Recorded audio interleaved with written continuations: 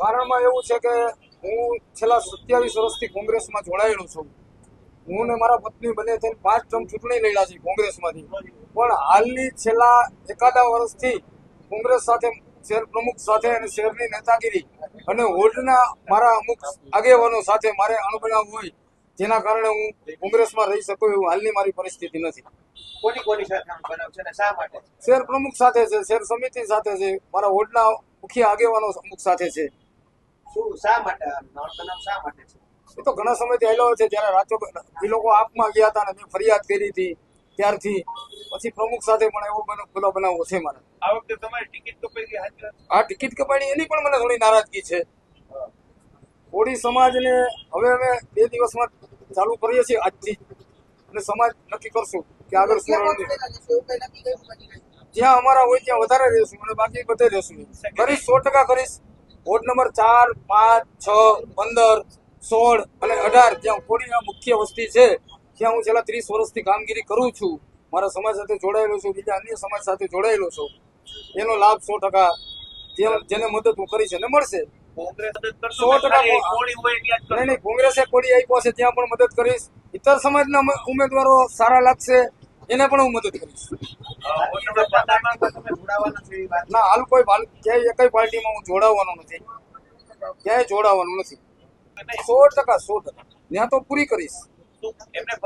વ્યક્તિનો પ્રચાર કરો લેવો, કોંગ્રેસ નહીં. મારો અંગત મારી સાથે જોડાયેલા મિત્ર સર્કલ સારા હશે. ભાજપના કોઈ હશે ઉમેદવાર? ભાજપના હશે તો એના પણ 100%. હા, એને મદદ કરી. ત્યાં પણ અમારા એક બેન લડે છે જે અમારા સમાજના બહુ મોટા આગેવાન હતા. મગનભાઈ કુમારખાણીયાના દીકરાની વહુ છે, એ અમારા સમાજના બહુ મોટા આગેવાન હતા. 15માં 100%. માહોલ હવે તો સમય બતાવશે 28 તારીખે. હું તો મારી વાતને થોડુંક માનું છું, વળગી રહ્યો છું. શું લાગે છે તમને? તો સમય બતાવશે. સમય શું બતાવશે? જે શહેર કોંગ્રેસે જે કર્યું છે એ બતાવશે. ઘણા બધું કર્યું છે. ક્યાં ક્યાં ટિકિટો દીધી, કેવી રીતે દીધી, વેચાણીઓ ટિકિટો બધું થયું છે.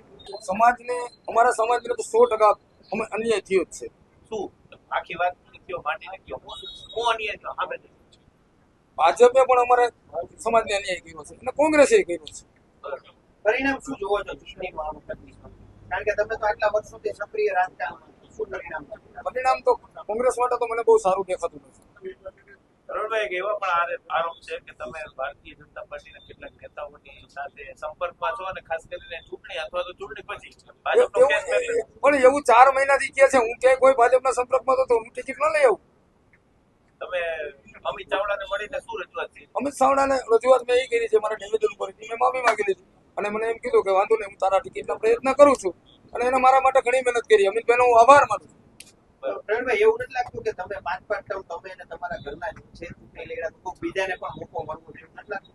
મળવો જોઈએ. હું ક્યાં ના પડું છું? તો પછી આ તમારી નારાજગી કેટલી વ્યાજબી? નારાજગી તો જ્યાં સક્ષમ નહોતા તો મને આપતા હતા. હવે સક્ષમ મળ્યા હોય તો એને આપી હોય તો તમારે એનો સાથ આપવો જેવું નથી લાગતું?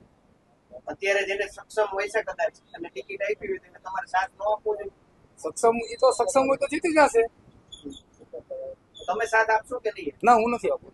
તમને આટલા વર્ષ પાર્ટીએ ટિકિટ આપી, વસરામને સાથ નથી આપવાના કે થોડી ઉમેદવાર છે એને નથી આપવાના? કોંગ્રેસના ઉમેદવારને નથી આપવું.